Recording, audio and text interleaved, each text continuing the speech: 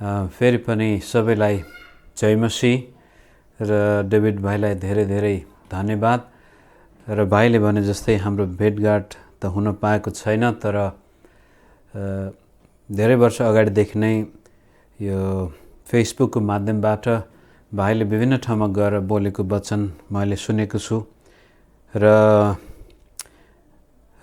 नेपालको परिवेश, त्यसमा पनि सुदूरपश्चिमबाट नेपालभित्र मात्र नभएर नेपाल बाहिर पनि गएर नेपालीमा मात्र नभएर अङ्ग्रेजीमा पनि परमेश्वरको वचन बाँड्न सक्ने प्रभुका दासहरू थोरै छन् नेपालमा।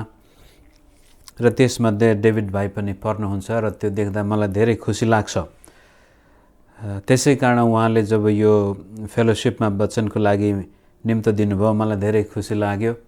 र त्यसमा पनि अहिले यहाँ सुन्दै गर्दाखेरि तपाईँहरू कोही महेन्द्रनगरदेखि लिएर माथि बझाङ बाजुरा विभिन्न ठाउँबाट भाग लिनुभएको रहेछ। खै के भयो मेरो जीवनमा कता कता फेर पर्यो, सुदूरपश्चिममा टिक्नै सकिनँ कि के भयो, धेरै वर्ष भयो त्यतातिर आउन नपाएको। तर 30-35 वर्ष अगाडि जब हामीले ख्रिस्टलाई विश्वास गर्दाखेरि डडेलधुरामा टिम मिसनको कारण केही समय अगाडिदेखि नै त्यहाँ विश्वासी थिए। तर डोटी, आछाम, बाझाङ बाजुरा, यता कैलालीतिर त यो टेकापुरतिर कोही विश्वासीहरू थिए। यता धनगढीमा नेपालगञ्जबाट आएका दाजुहरूले त्यहाँ विश्वासमा ल्याएका थिए। डोटीको विश्वासी भन्दाखेरि मभन्दा केही एक वर्ष जति अगाडि तारासिंह कठायतले प्रभुलाई विश्वास गर्नुभयो।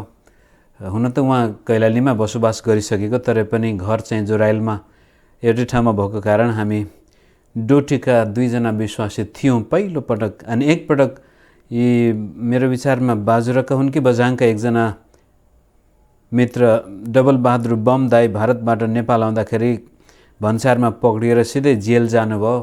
अनि सानो पत्रिकाले एउटा समाचार निकाल्यो कि डोटीको एउटा मान्छे, नाम पनि उल्लेख नगरिकन, डोटीको एउटा मान्छे धर्म प्रचारको नाउँमा 3 वर्ष जेल चलान भनेर खबर छापेपछि बल्ल त्यहाँ थाहा भयो। अनि त्यसपछि धनगढीमा पास्टरहरू 2-3 जना थिए, 2 जना थिए भनौँ त्यो बेलासम्ममा। ती 2 जना पास्टरहरूले भने तपाईँ डोटीको हो, त्यसकारण तपाईँ गएर कोरै छ यो मान्छे भनेर जेलमा कैलाली त्यो जिल्ला कार्यालयमा कारागारमा गएर खोज तलास गर्नुहोस् भन्यो। म भर्खरै विश्वास गरेको जोस जाँगरमा त्यो दाइलाई भेट्न गएँ। कथा लामो छ, जोस भेट पनि भयो। र भन्न खोजेको कुरो के भनेदेखि त्यो समयमा डोटीको एउटा विश्वासी भन्ने बित्तिकै मेरो आफ्नै परिवारको सदस्य लाग्थ्यो। र त्यस्तै किसिमले अहिले सुदूरपश्चिम आछाम बझाङबाट पनि परमेश्वरमा विश्वास गर्ने त्यहाँ पनि मण्डली स्थापना भएको। यहाँसम्म कि म जन्मेको गाउँमा पनि मण्डली भएको अस्ति सुने। त्यो पनि बडो उद्योगको काम भइरहेछ परमेश्वरको सुदूरपश्चिममा। र आज डेभिड भाइको माध्यमबाट तपाईँहरू सबैजनासँग यस किसिमले भेटघाट गर्ने मौकाको लागि म परमेश्वरलाई धेरै धन्यवाद दिन्छु। र यहाँहरूलाई पनि म हृदयबाटै धन्यवाद दिन्छु। त्यसका साथसाथै प्रार्थना गर्छु कि परमेश्वरले तपाईँहरूको जीवनबाट सुदूरपश्चिमका विभिन्न भेकमा आफ्नो राज्य विस्तार गर्नुभएको होस्। विषय भाइले प्रस्तुत गर्नुभएको थियो एउटा फ्लायरमा, अथेन्टिक क्रिस्चियन लाइफ, साँचो क्रिस्चियन विश्वासको बारेमा मैले के बाँडौँ भनेर सोचिरहेको थिएँ। र त्यसपछि मैले यसो हेरेँ, त्यो भाइले त त्यो मेरो फेसबुकको पेजबाटै त्यहाँ राख्नुभएको रहेछ। मेरो फेसबुकको हेडलाइनमा नै cry for authentic Christian faith भनेर धेरै लामो समयदेखि मैले मेरो ब्लगमा पनि झन्नै 20 वर्ष भयो। त्यो ब्लग पहिला एउटा छुट्टै प्रकारको वेबसाइट थियो, अहिले आएर ब्लग स्पटमा त्यहाँ सारेको छु। A cry for authentic Christian faith, यो चाहिँ साँचो विश्वासको लागिको चिच्याहाट, एउटा लोभ, एउटा खोज मेरो जीवनमा बचपनदेखि नै परेको थियो।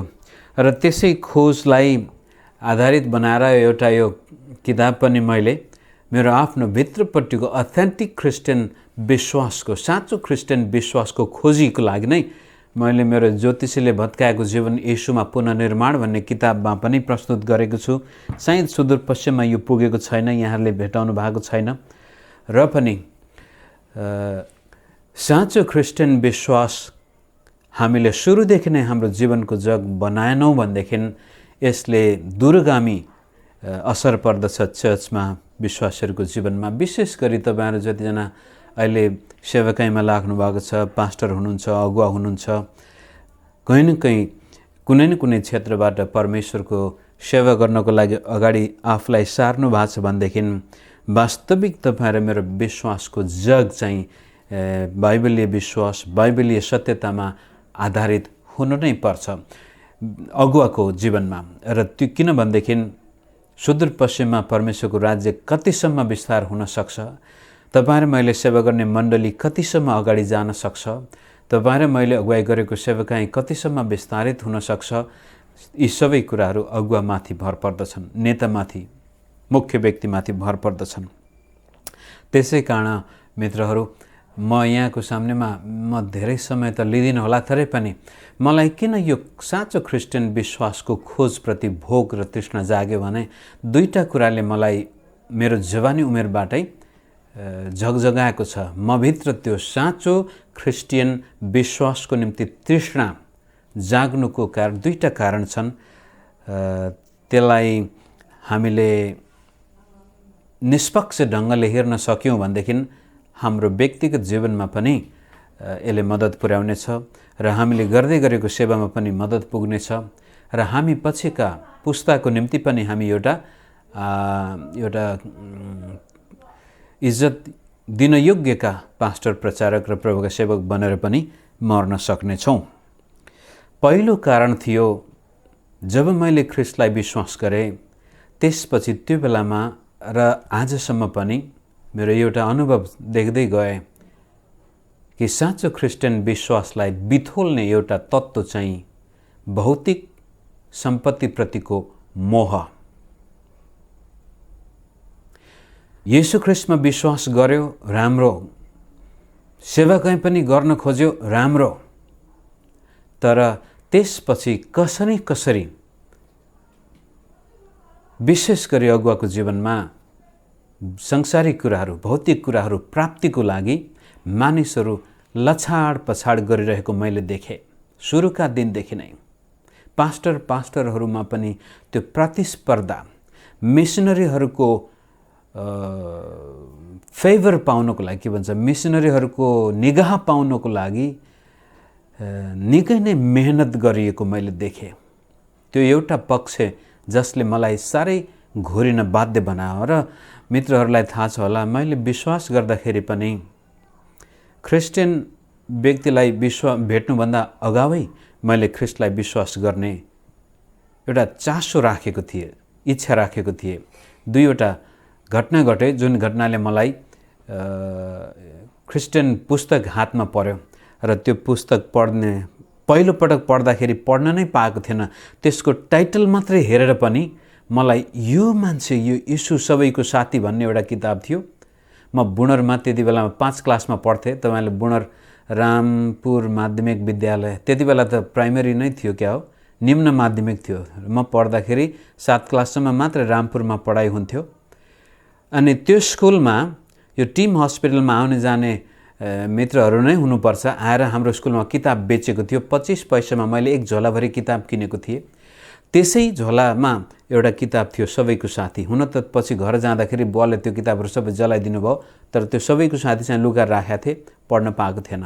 त्यतिखेरदेखि नै मलाई थाहा थिएन यो इसाई धर्म हो, यीशुको बारेमा, तर यो एकदमै आकर्षित लाग्यो। त्यसपछि म 9 क्लासमा पढ्दाखेरि मेरो भिना बलराम भट्ट, जो धनगढीमा धेरै लामो सेवा गर्दै हुनुहुन्छ र अहिले चाहिँ उहाँ त्यो मेडिकल खोलेर अतारियामा बस्नु भएको छ। अब भेना पनि विश्वासी रहेछन् भन्ने कुरा मलाई थाहा थिएन। दिदी भेनाले विश्वास गरेको कुरो त्यति थाहा थिएन। गाउँ घरमा त सायद आमा बाउलाई त थाहा थियो होला, तर मेरो आमा बाउसँग सम्बन्ध राम्रो थिएन। मूला नक्षत्रमा जन्मेको कारण बचपनदेखि नै म मावलीमा हुर्केको, त्यसले गर्दा घरमा को कस्तो के थाहा थिएन। अनि एक दिन म 9 क्लासमा पढ्दाखेरि भिना, म जोराइलमा पढ्दै थिएँ त्यो बेला घण्टेश्वर माध्यमिक विद्यालयमा। उहाँले आएर त्यही किताब दिनुभयो, तारासिंह कठाइत र मेरो भिना बलरामबाट दुवै आउनु भएको थियो। उहाँलाई मुद्दा लागेको रहेछ, यो विश्वासी भएको नाताले सिलगढीमा त्यो जिल्ला अदालत होइन क्षेत्रीय अदालतमा जानुपर्ने रहेछ। त्यही बाटो भएर जाँदाखेरि उहाँले मलाई 1.5 घन्टा भेटेर जानुभएको थियो। त्यो किताब मैले त्यहाँ पढेँ।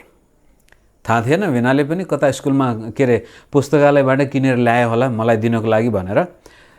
त्यो किताबले मलाई यीशुको नजिकमा लग्यो र त्यही जोराइलमै मैले यीशुलाई विश्वास गर्ने निर्णय लिएको थिएँ र पछि धनगढीमा मैले साँच्चै नै ख्रीष्ट येशूलाई आफ्नो जीवन दिएँ। यस किसिमले विश्वास गर्न पुगे क्रिस्चियनहरूलाई चिन्नुभन्दा अगावै। त्यस पश्चातको जीवनमा मैले धेरै पास्टरहरूसँग सङ्गत गर्ने मौका पाएँ, धेरैको सेवकाईलाई नजिकबाट हेर्ने मौका पाएँ र त्यहाँ मैले देखेँ रुपियाँ पैसाको लागि तछाड मछाड गरेको। त्यो कुरो म पहिला यूहन्नाको किताब 12 अध्यायको 1देखि 6 पद पढेर त्यो झलक मात्र देखाउन चाहन्छु। तपाईँले अन्यथा नलिनुहोला। म अथेन्टिक क्रिस्चियन विश्वासको पछि किन लागेँ त भन्दाखेरि सुरुकै दिनमा मेरो विश्वासमा कलिलो उमेरमै मैले पास्टर र अगुवाहरू बीचमा मारामार झगडा मुद्दा मामिला श्री सम्पत्तिको लागि, मिसनरीहरूको दया पाउनको लागि, मिसनरीले छोडेका लुगाहरू प्राप्त गर्नको लागि, मिसनरीले छोडेका जुत्ताहरू प्राप्त गर्नको लागि, मानिसहरू विदेश जानको लागि क्रिस्चियन पनि हुन् तर एउटा निष्पक्ष क्रिस्चियन स्वच्छ विश्वास राख्न नसकेर कता कता संसारका चीज वस्तुको लोभको कारण त्यो स्वच्छ विश्वासमा, साँचो विश्वासमा धमिलोपना उत्पन्न हुन गयो। त्यो कुरोलाई यसरी उल्लेख गर्न चाहन्छु। यूहन्नाको सुसमाचार 12 अध्यायको 1देखि 6 पढ्छु म। निस्तार चाडको 6 दिन अघि येशू बेथानियामा आउनुभयो। त्यहाँ लाजरस बस्थे जसलाई येशूले मृतकबाट जीवित पार्नु भएको थियो। तिनीहरूले उहाँको निम्ति त्यहाँ बेलुकाको भोजन तयार गरे। मार्थाले सेवा टहल गर्थिन् अनि लाजरस चाहिँ येशूसँगै खान बस्नेहरूमध्ये एकजना थिए। तब मरियमले आधा लिटर जति कीमती जटामसीको सुगन्धित अत्तर ल्याएर येशूका पाउमा मलिन् अनि त्यस उहाँका पाउ आफ्ना केशले पुछिन् र अत्तरको बास्नाले घर भरियो। यो घटनाका सबै पक्षलाई हामीले केलाएर हेऱ्यौँ भनेदेखि यति अर्थपूर्ण छ। थियोलोजिकली, भावनात्मक हिसाबले, धर्मशास्त्रीय हिसाबले, अगमबाणीको हिसाबले, मुक्तिको हिसाबले, प्रभुको अचम्मको कामको हिसाबले निकै नै अर्थले भरिएको यो खण्ड हो। र अन्तिममा त्यो अत्तरको बास्नाले घर नै भरिन्छ, किम्मती अत्तर।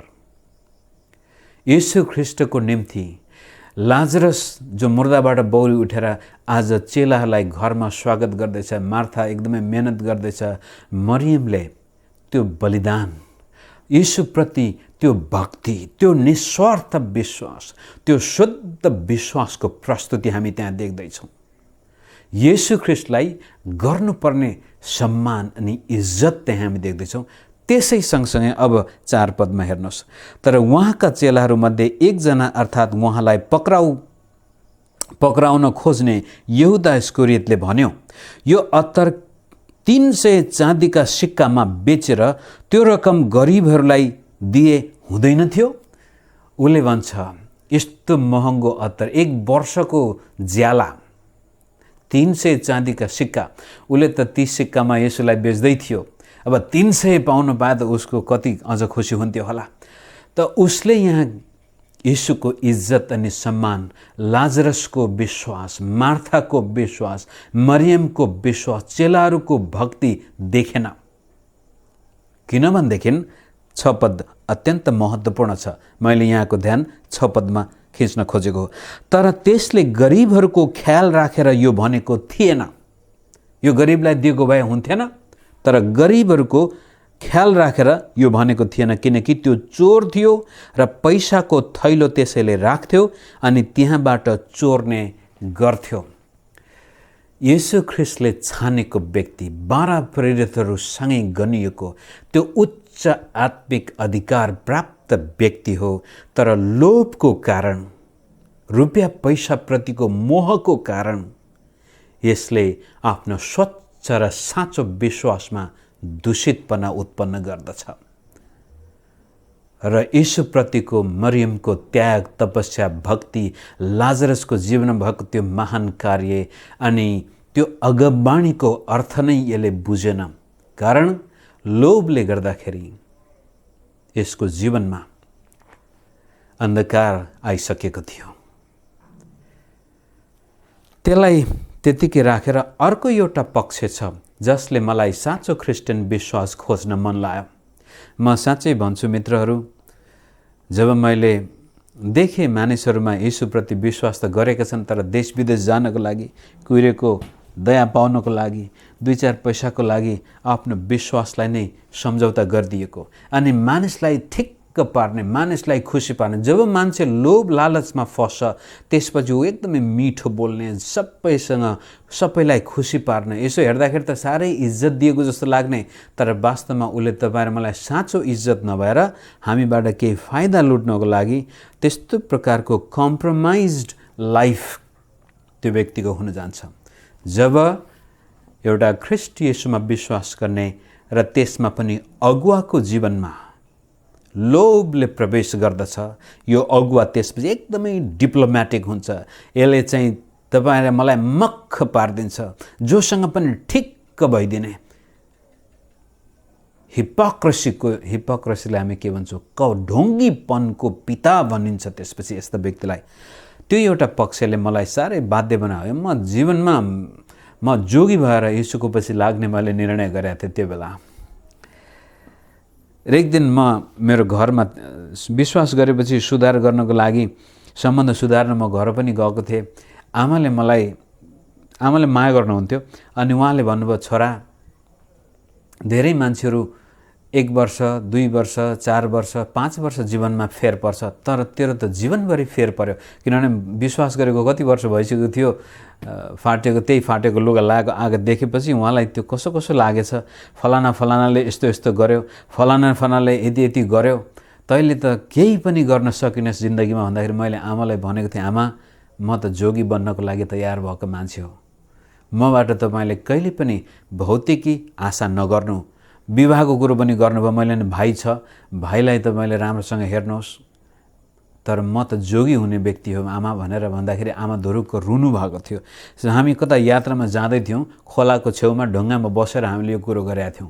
आमाले भने, छोरा, कसैले 5 वर्ष 10 वर्ष जीवनमा फेर गर्छन्, तैँले त जीवनभरि गरिस्, जन्मसिद्धै गरिस् भन्न खोजेको थियो। जन्मदै मुलो नक्षत्रमा जन्मिस्, बाउको दुश्मन बनिस्, बाउलाई टोक्नको लागि जन्मिस्, अहिले आएर हेर फलानाले ख्रिस्टियन भएर कति उन्नति गरे, तैँले त केही पनि गर्न सकिनस् भन्दाखेरि मैले आमालाई भने, आमा, म यो यीशुलाई विश्वास नगर्नु गरिहालेँ, अब चाहिँ म लोभ र लालचमा म कहिले पनि मेरो विश्वासलाई दूषित पार्ने छैन। दोस्रो कारण के थियो भन्नुहुन्छ भनेदेखि, मैले यस्ता ख्रिस्टियनसँग सङ्गत गर्न बाध्य भएँ जो शक्तिका भोका, आत्मिक अधिकारलाई यस्तो कि उनीहरू मात्रै परमेश्वरबाट अभिषेक भएका, अरू कोही पनि सेवा गर्ने लायकका छैनन्। आत्मिक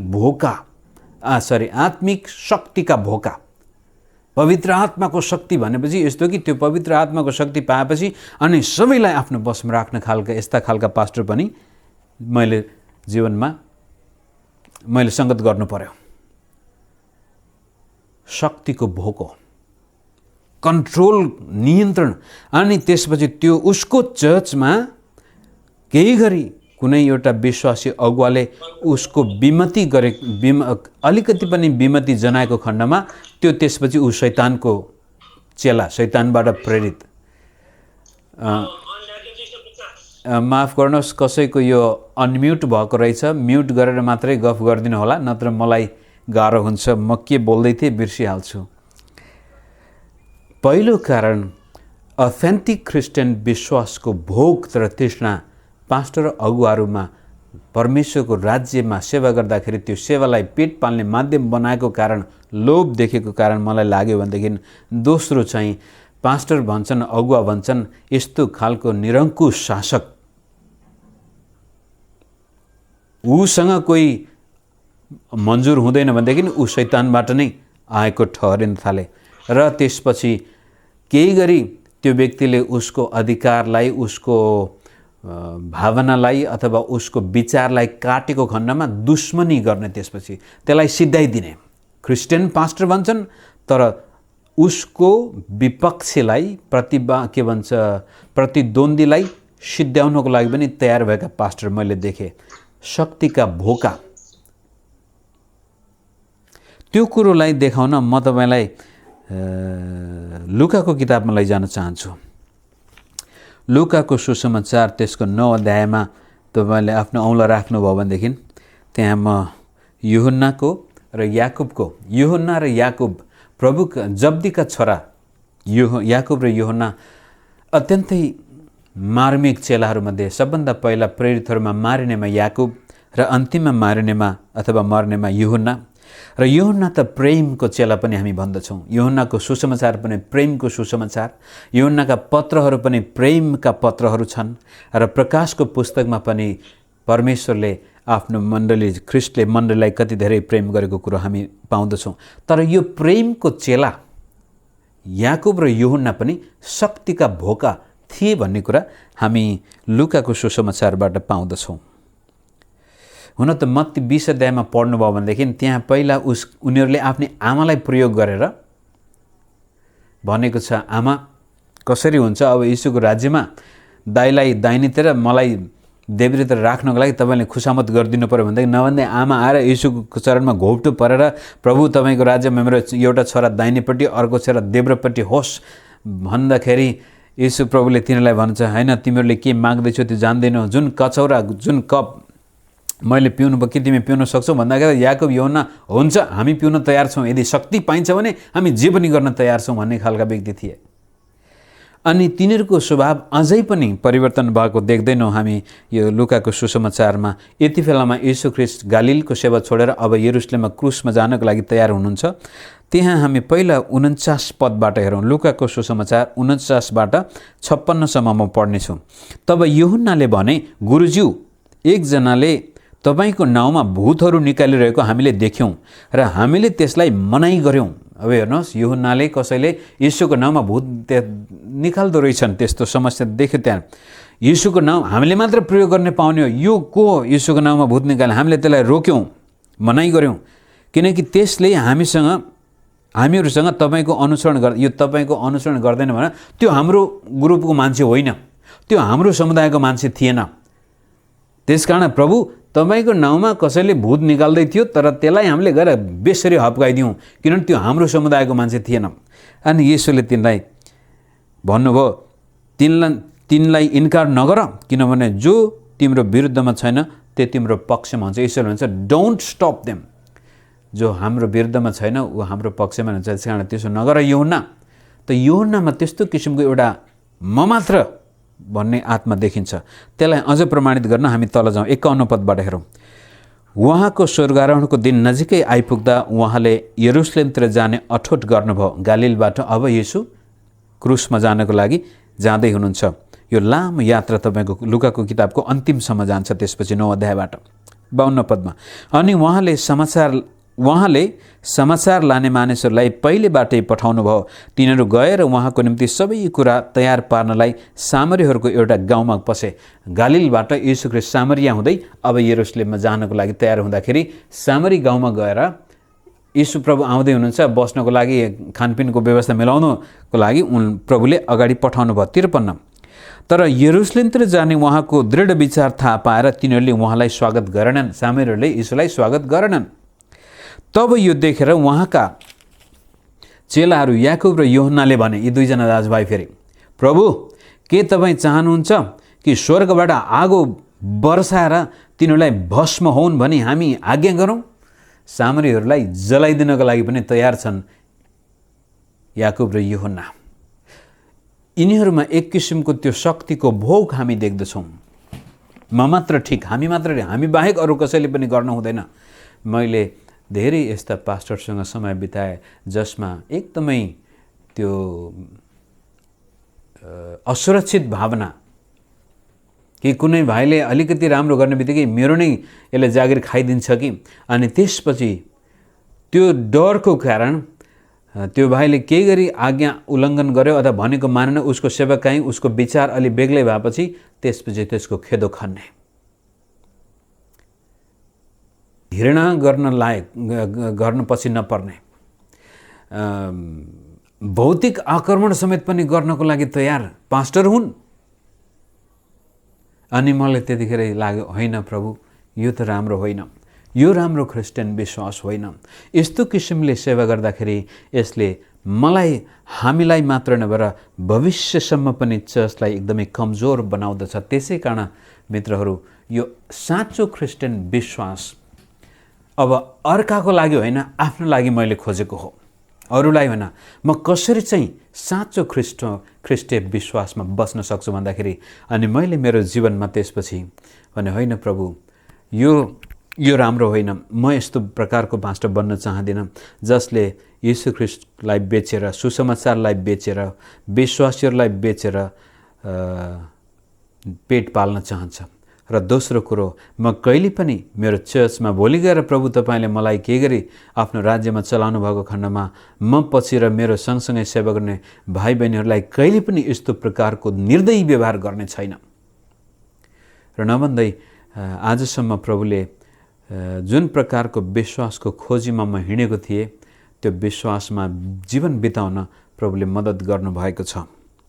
र त्यसपछि मेरो समय सिद्धिसकेछ। माफ गर्नुहोस्, मैले त्यति मात्र नभएर यो लोभ लालचको कारण सेवाकाईमा लागेकाहरू र शक्तिको भोकाहरू जो सेवाकाईमा लागे थिए, धेरैलाई दुःख दिएका थिए, तर यिनीहरूको अन्त्य राम्रो भएन। मैले मेरो आँखाले देखेँ कतिजनाको जीवनमा बडो दुःख लाग्दो अवस्था आयो, कतिजना व्यभिचारमा पतन भएर गए, कति भ्रष्टाचारको आरोपमा कहाँ पुगे, कतिले आज सेवा नै छोडेर उनीहरू संसारमा रुपियाँ पैसाकै पछि लागेछन्। जुन कुरो पहिलो तिमोथी 6 अध्यायमा 3देखि 10 पदसम्म पावलले तिमोथीलाई बडो स्पष्ट भन्न चाहन्छ, रुपियाँ पैसाको पछि लागेको कारण धेरै दुःख कष्टमा परेका छन्, धेरैका हृदय छिडिएका छन् र कतिले त आफ्नो विश्वासको जाँच पनि डुबाइदिए, कोही संसारतिरै लागेका छन्। किनभनेदेखि रुपियाँ पैसाको मोह नै सबै खराबीको जरा हो। त अब तपाईँ र मेरो लागि के चाहिँ लेसन, के पाठ छ त यहाँबाट भन्दा कसरी चाहिँ हामी बाँच्न सक्छौँ भन्दाखेरि, तपाईँ र मेरो विश्वासमा मित्र लोभ लालच, यहुदा इस्करियोतको गन्ध पनि हामीमा आउनु हुँदैन मित्र। र दोस्रो कुरो, नम्रताले हाम्रो जीवनलाई नियन्त्रण गरेको हुनुपर्छ। हामीमा अहङ्कार, शक्तिको भोको, केही गरी यो मेरो मण्डलीमा एउटा मभन्दा राम्रो व्यक्ति आइदियो, मेरो जागिरी जान्छ कि भने त्यस्तो डर, अनि विश्वासीहरूलाई अगुवाहरूलाई एकदमै त्यो निरग्गु शासकले जस्तै नियन्त्रण त्यो गरेको खण्डमा हामी कहिले पनि स्वच्छ विश्वास प्रभुको वचनबाट विश्वासको सामनेमा प्रस्तुत गर्न सक्दैनौँ। किनभने जबसम्म मभित्र शुद्धता छैन, मभित्र त्यो साँचो विश्वास बाँचेको छैन भनेदेखि म कहिले पनि त्यो विश्वास अरूलाई हस्तान्तरण गर्न सक्दैन। मसँग हुँदै नभएको कुरा म कसरी अरूलाई दिन सक्छु? त त्यसकारण म कसरी लोभबाट विजय हासिल गर्न सक्छु त? भौतिक कुरा त मलाई पनि चाहिन्छ, खाना मलाई पनि चाहिन्छ, मेरो पनि छोराछोरीलाई पढाउनु पर्छ, हुर्काउनु पर्छ।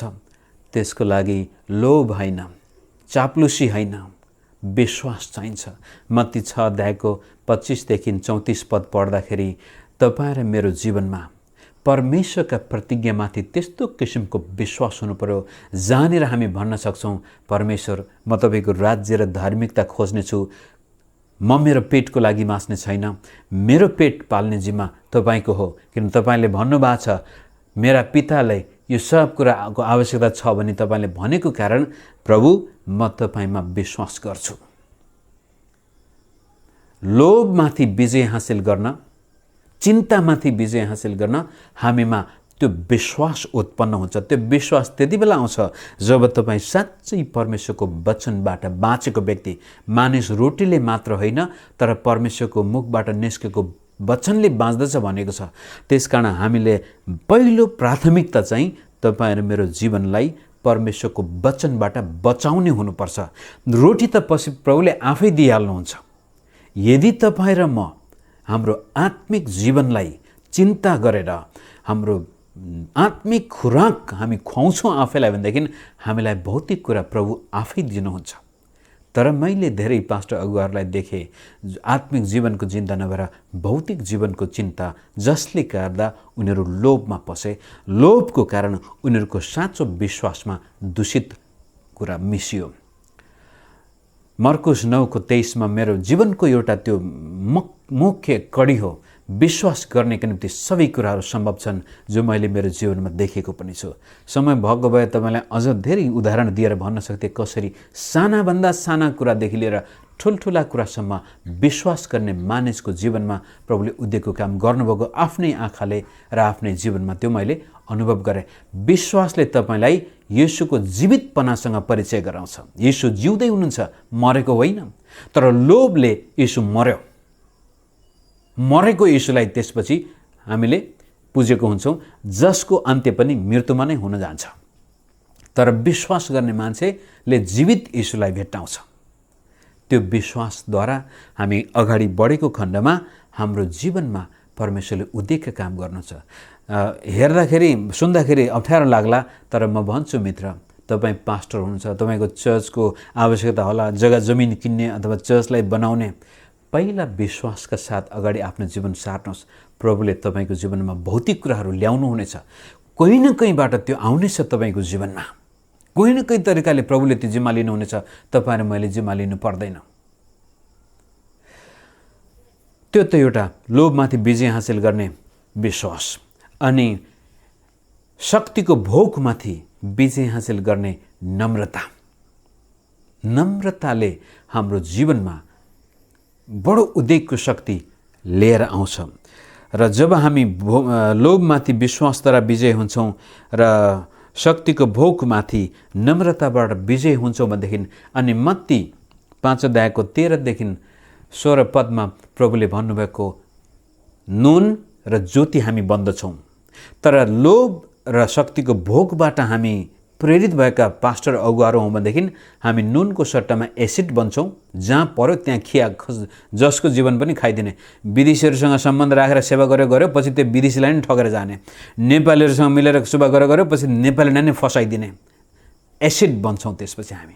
लोभबाट प्रेरित भएको पास्टर प्रचारक एसिड हो।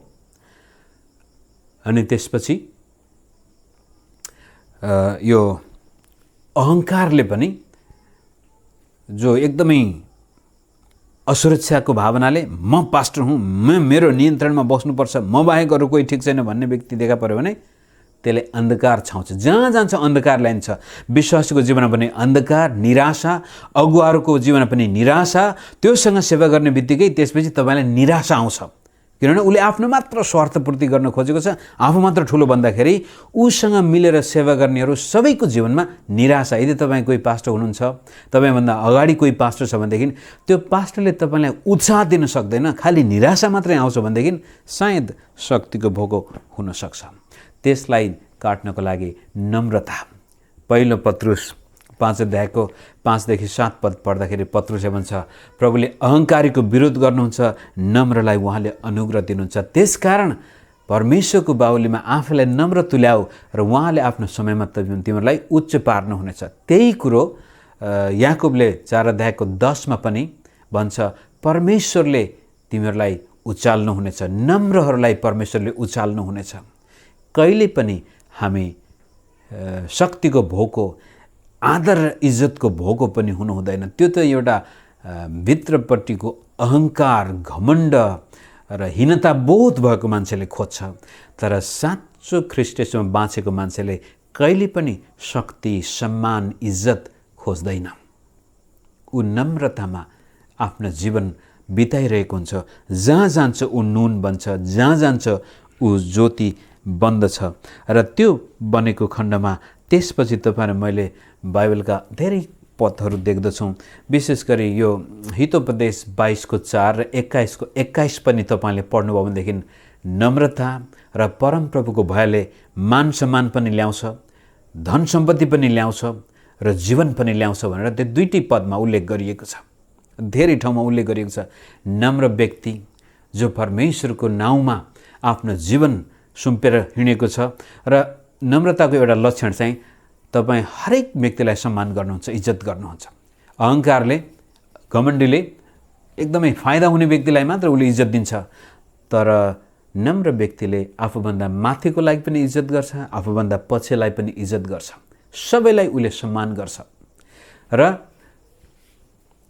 परमेश्वरको राज्य साँचो विश्वासको खोजी गर्ने मान्छे कहिले पनि आफ्नो जीवनमा सम्पत्तिको कारण विश्वासमा आँच आउने काम गर्दैन। यसै कारण आजको यो लामो गन्थन मैले गरेँ, माफ गर्नुहोस्।